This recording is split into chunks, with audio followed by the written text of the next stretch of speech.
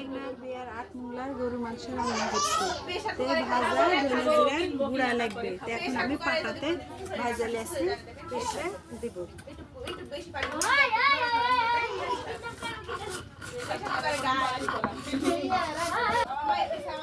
জিরার গুঁড়া করা হয়ে গেছে, এখন তুলে দেবো।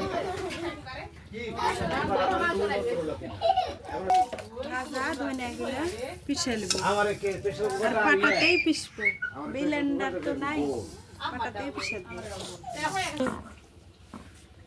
এই যে আমার ধনে গুলাও সুন্দর করে পিষা হয়ে গেছে, এখন তুলে নেব।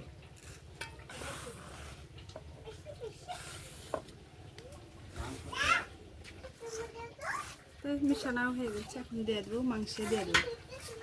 সুন্দর কালারটা আনছে, কি আর বলবো, এই তো সেই সুন্দর কালার আনছে। তো আসলে আমাদের এই খালু কিন্তু সেই সুন্দর রান্না করে, ভাইরাল রাঁধুনি। ভাইরাল রাঁধুনি। আমার একটা দেখো, এই তো এবার দেখো কি কালার।